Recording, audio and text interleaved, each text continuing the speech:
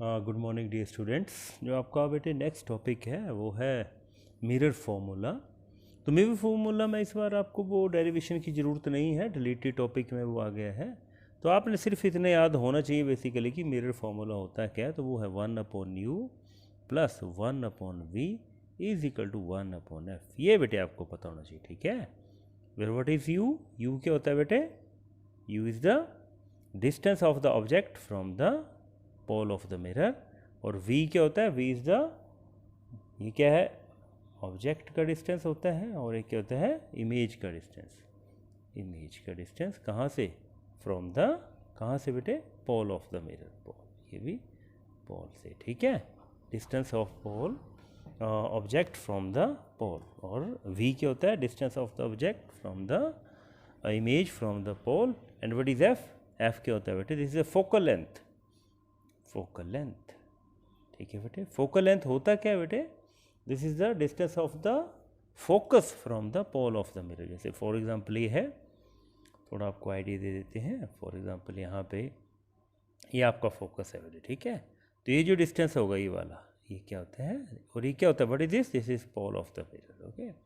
और so for example आपने object यहाँ रखा है, तो ऑब्जेक्ट का जो डिस्टेंस है ये वाला, दिस इज u। u क्या होता है?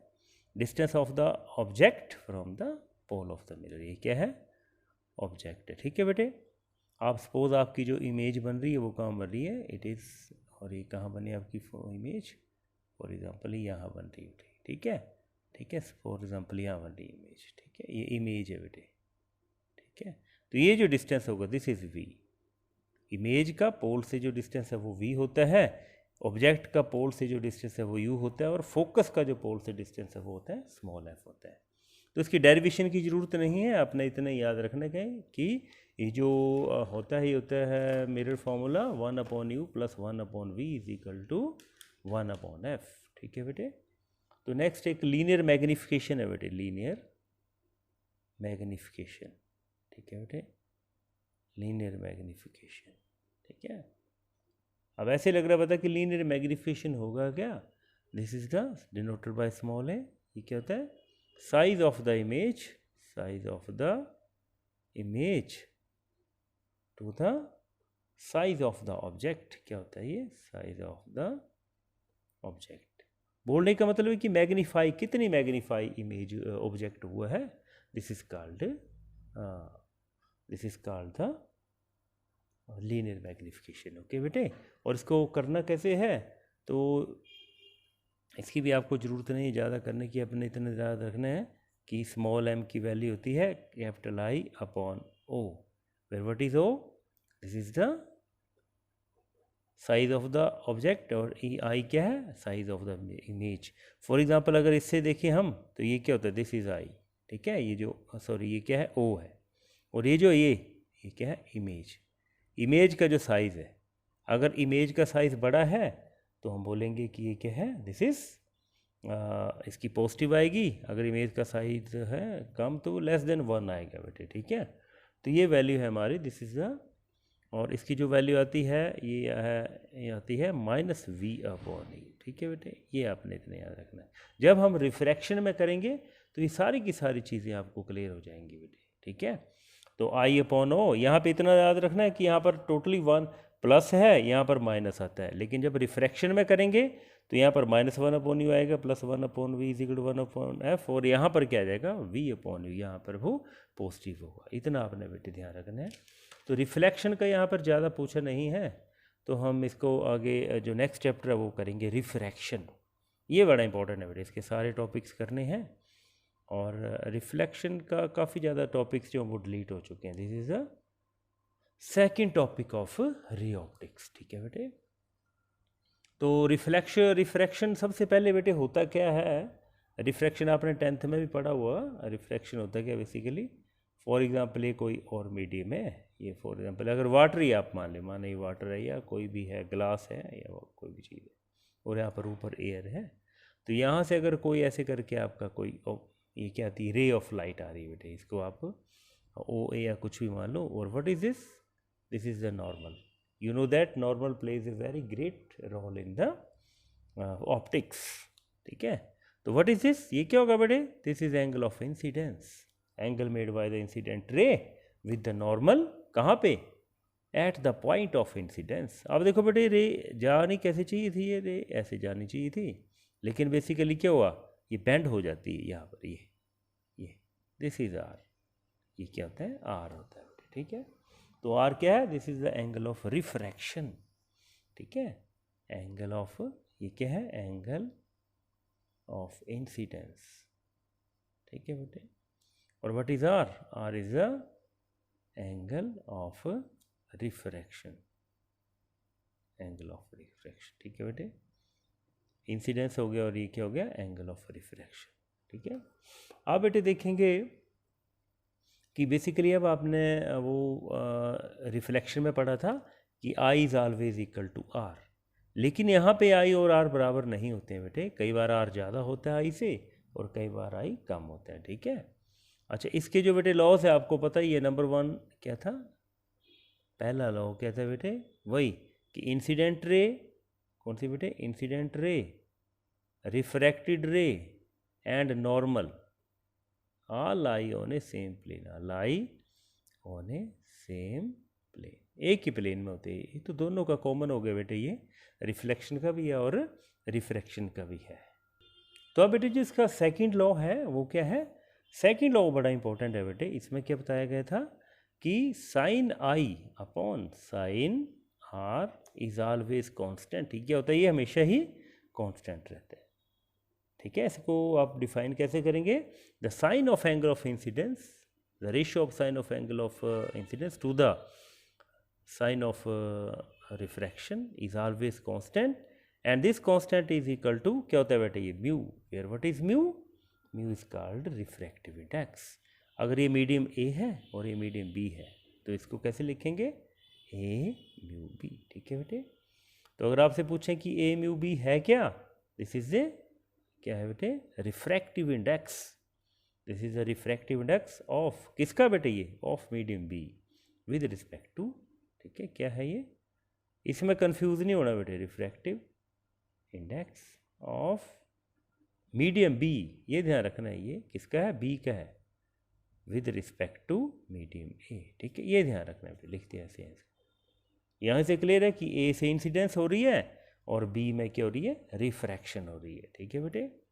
और अगर बेटे ये if one of the medium, if the incidence is this, if the incidence is at vacuum, vacuum या फ्री, वैक्यूम और फ्री स्पेस, इंसिडेंस वैक्यूम या फ्री स्पेस में हो रही है, तब क्या होगा बेटे, आप इसको सीधा लिख देंगे म्यू बी, इसको बोलते हैं absolute refractive index, absolute refractive index, ये ध्यान रखना है बेटे।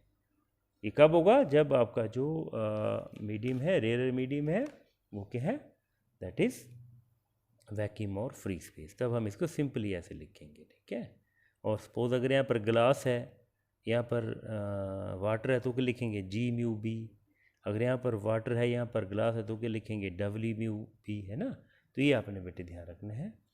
और इसको स्नेल्स लॉ भी बोलते हैं, this is also called Snell's law, ये जो बेटे हमने किए था, this is also called Snell's law. अगर आपसे पूछ ली जाए तो आपने स्नेल्स लॉ ऐसे लिखना है बेटे, okay, Snell's law sine I upon sine R is equal to A mu B, ठीक है बेटे।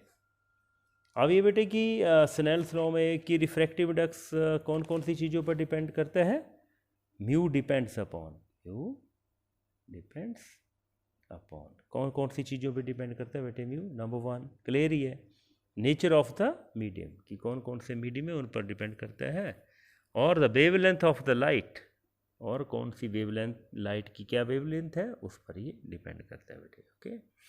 और अगर देखें तो mu is also equal to, mu is also equal to C upon V, लेकिन ये कब होता है, when the light is travelling in, light is travelling in vacuum, ठीक है, ये भी होता है, ठीक है, जैसे हमने पीछे किया था।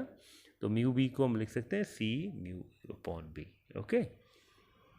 नेक्स्ट है बेटे प्रिंसिपल ऑफ रिवर्सिबिलिटी।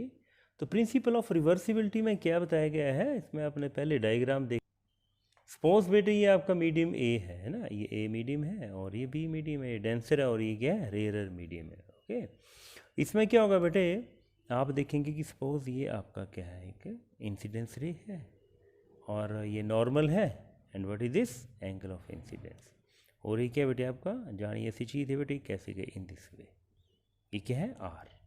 ठीक है, अब इसमें ये बोला गया है कि अगर आपका जो वैसे ऐसी इंसिडेंस हो रही थी, यहाँ पे रिफ्रैक्शन हो रही थी, रिफ्रैक्शन, यहाँ पे आपने क्या लगा दिया कि मिरर लगा दिया, मिरर लगा दिया, और ये उसी तरह अगर आपने रिवर्स बैक कर दी तो ये वैसे की वैसे ही वापस हो जाएगी। ठीक है बेटे, तो इसका जो डेफिनेशन है वो क्या है, if a ray of light suffering from number of reflection and refraction has it path reversed, इसका पाथ अगर आपने रिवर्स कर दिया है, then it will move along the same direction and the same opposite direction and along the same path.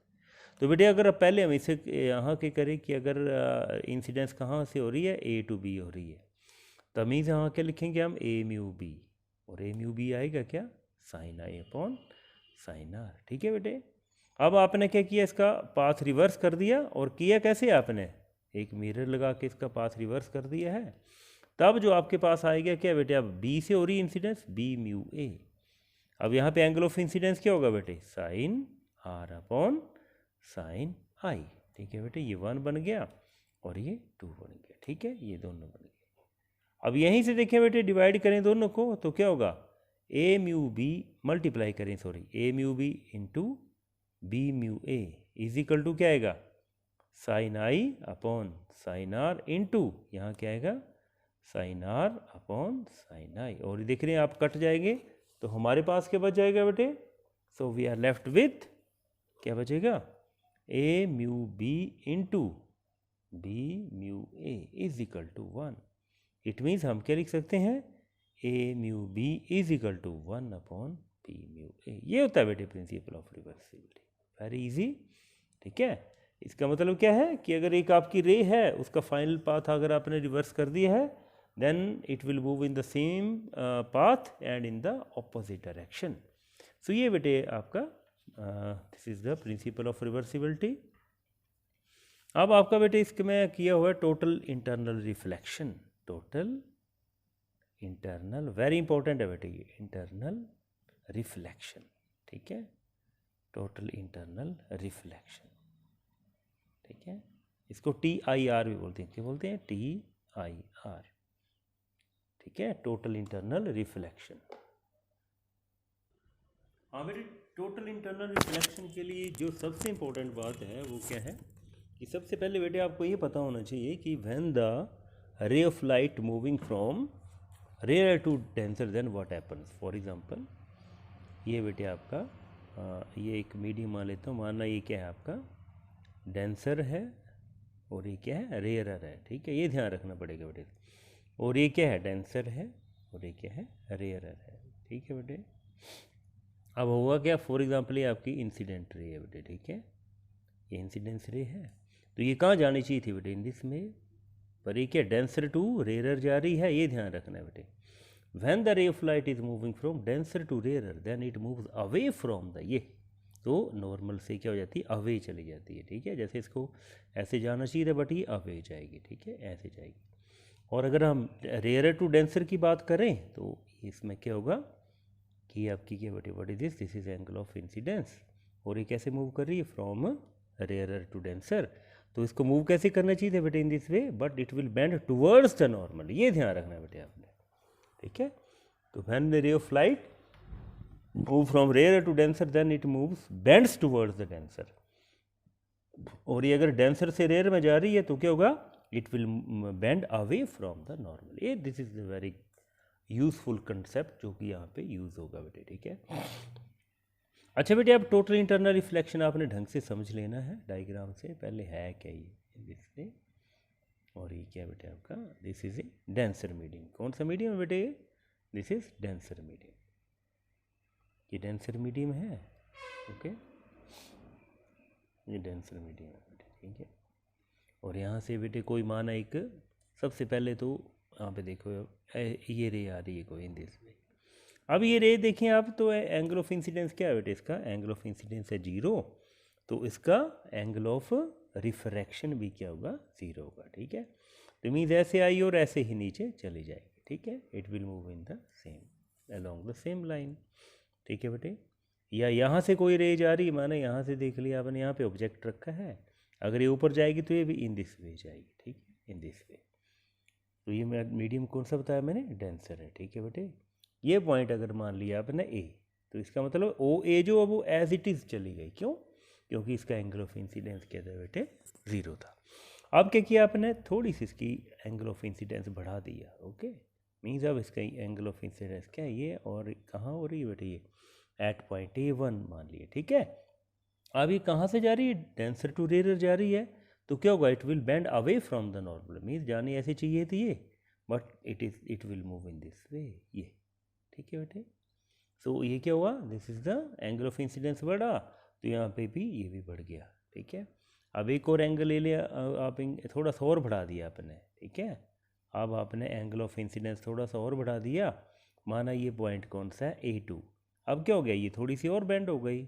ठीक है, इसका मतलब क्या हो रहा है बेटे, कि जैसे जैसे हम एंगल ऑफ इंसिडेंस बढ़ा रहे हैं, जैसे और बढ़ाया, तो हमारा एंगल ऑफ रिफ्रैक्शन भी बढ़ता जा रहा है। ये देखो बेटे, और बढ़ गया। देखो यहाँ पे थोड़ा कम था, यहाँ पे और बढ़ गया, यहाँ पे एंगल ऑफ रिफ्रैक्शन और बढ़ गया। As the angle of incidence is increased, the angle of refraction also goes on increasing. Why? Because it is moving from denser to rarer. ये कौन सा मीडियम है, रेयरर है। ओके बेटे, तो अब क्या होगा बेटे, ऐसे ही बढ़ता जाएगा और एक ऐसा पॉइंट आ जाएगा इन दिस वजह से, ये देखना आप देंगे, अगर यहाँ पे अगर हम एक ऐसा एंगल ऑफ इंसिडेंस होगा, ये जहाँ पर क्या होगा, अब जो इतना ज़्यादा एंगल बढ़ गया है कि वो एंगल कितना हो गया बेटी, बेसिकली बेटे इट बिकम्स 90 डिग्री, ये। और इस एंगल ऑफ इंसिडेंस को हम बोलते हैं क्रिटिकल एंगल। क्या बोलते हैं बेटे, क्रिटिकल एंगल।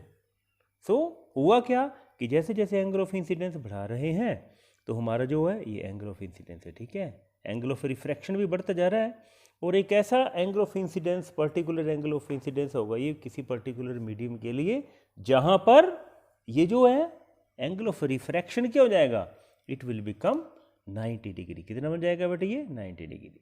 ये हम बोलेंगे एंगल ऑफ क्रिटिकल क्या होता है, critical angle is the angle of incidence at which the ray does not move outside but it grazes along the intersurface of the two medium। ठीक है, ऐसे जाएगी। तो I is equal to C पे बोलने का मतलब ये है कि रिफ्रैक्शन, एंगल ऑफ रिफ्रैक्शन कितना होगा बेटे, it will be equal to 90 degree. ये बेटे ध्यान रखना। ओके, अब इसके बाद भी अगर आपने further, if you further increase the angle of incidence, then what will happen, इसको थोड़ा बढ़ा देता हूँ मैं, तो क्या होगा, ये रे जो है इन दिस वे उसी मीडियम में वापस आ जाएगी बेटे। ये कब होगा, when angle of incidence is greater than C, कि जब एंगल ऑफ इंसिडेंस क्या है बेटे, ग्रेटर देन क्रिटिकल एंगल है, तो एंगल ऑफ रिफ्रैक्शन क्या होगा, ग्रेटर देन 90 डिग्री होगा। इसका मतलब क्या हुआ कि वो जो रे है वो उसी मीडियम में वापस चली जाएगी। That is called total internal reflection. ठीक है, वेरी इजी टू अंडरस्टैंड। क्या हुआ बेटे कि जैसे जैसे एंगल ऑफ इंसिडेंस बढ़ा रहे हैं, एंगल ऑफ रिफ्रैक्शन बढ़ रहा है, और एक ऐसा एंगल ऑफ इंसिडेंस है जहाँ पर एंगल ऑफ रिफ्रैक्शन 90 डिग्री हो जाता है। मीन्स वो रे बाहर नहीं, मीन्स अगर कोई आदमी यहाँ खड़ा है तो उसको ये वाली चीज़ अब नहीं दिखेगी। क्यों? क्योंकि इसकी जो रे है वो बाहर नहीं गई हुई है। ओके, तो एंगल ऑफ रिफ्रैक्शन 90 डिग्री के ज़्यादा कब होगा, जब एंगल ऑफ इंसिडेंस जो है वो क्रिटिकल एंगल से ज़्यादा होगा। ओके बेटे, तो this is called total internal reflection. अब बात आ गई कि इसको रिफ्लेक्शन क्यों बोला, रिफ्लेक्शन इसलिए बोला क्योंकि रे ऑफ लाइट जो वो उसी मीडियम में वापस जा रही है, इसलिए इसको रिफ्लेक्शन बोल रहे हैं।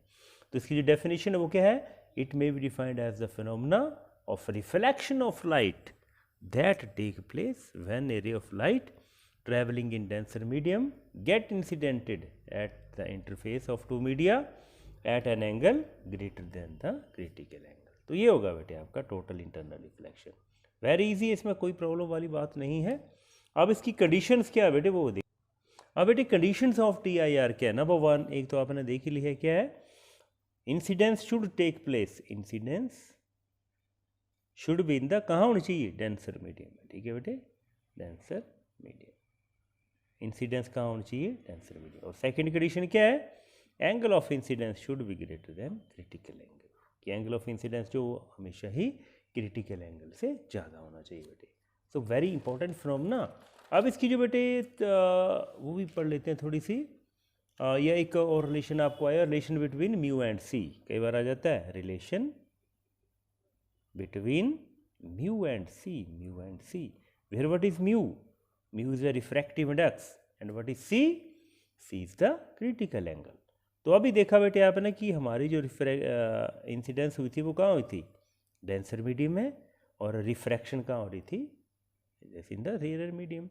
और यहाँ पर क्या लिखेंगे हम, sine I upon sine R. ठीक है बेटे, इंसिडेंस कहाँ पर है, डेंसर मीडियम, इसलिए मैंने क्या लिखा है यहाँ पर बी म्यू ए।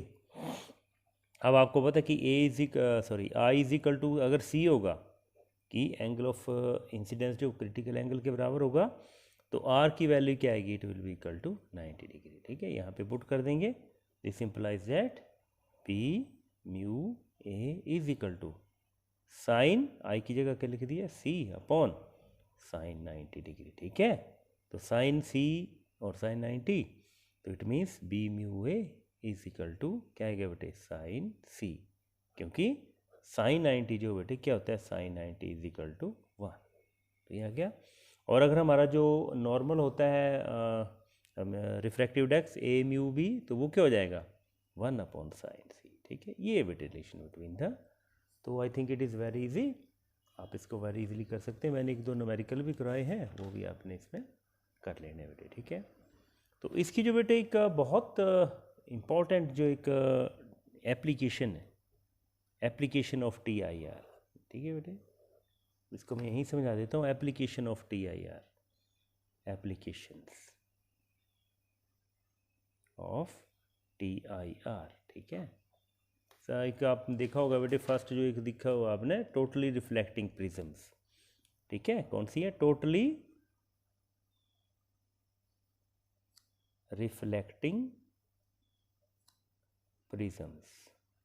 ठीक है, तो इसमें क्या होगा बेटे, ये आपके टोटली रिफ्लेक्टिंग, कैसे ये रिफ्लेक्ट करते हैं, इसमें एक होता है 90 डिग्री का, और एक ये 45 डिग्री के, दो इसके एंगल होते हैं। ठीक है, तो एक टोटली रिफ्लेक्टिंग कैसे है कि ये एक रे को 90 डिग्री के थ्रू भी रिफ्लेक्ट करा सकता है, और एक को 180 डिग्री से भी रिफ्लेक्ट करा सकता है। ठीक है बेटे, तो इसकी फर्स्ट एप्लीकेशन है, अगर इसको आपने कराना है 90 डिग्री से। ठीक है, इन दिस वे, ये क्या 90 डिग्री, और ये क्या 45, और ये क्या 45। ठीक है, इस केस में क्या करेंगे बेटे, आप ऐसे करके इन दिस वे एक एंगल इंसिडेंस करेंगे, और यहाँ पे क्या होगा, नेचुरली ये भी एंगल क्या होगा, इट विल आल्सो भी इक्वल टू 45 डिग्री। और याद रखना बेटे कि एंगल ऑफ क्रिटिकल एंगल जो होता है वो it is less than the 45 degree. So क्या होगा कि ये रे यहाँ जाने की बजाय कहाँ हो जाएगी, it will move in this way, ये। और वही बात है, angle of incidence is equal to angle of reflection, तो ये 45 डिग्री। तो बेटे इन दोनों के बीच में एंगल क्या हो गया, 90 डिग्री। ये क्या, टू डेविएट ए रे बाय एन एंगल 90 डिग्री। और अगर आप डेविएट करना चाहते हैं 180 डिग्री से, देन व्हाट विल हैपन, तो इसको कैसे रखेंगे, अब इसको अपोजिट डायरेक्शन में रखेंगे, इन दिस वे, ऐसे करके इन दिस वे। ठीक है, 90 डिग्री वाला इसका यहाँ रखेंगे, ये 90 डिग्री का एंगल है, ये 45 है, और ये 45 है। ठीक है बेटे, तो what will do you do, अब वही बात आ गई, यहाँ से इंसिडेंस किया तो ये एंगल क्या होगा, 45 डिग्री होगा, तो ये भी 45 से ऐसे चला जाएगा इन दिस वे।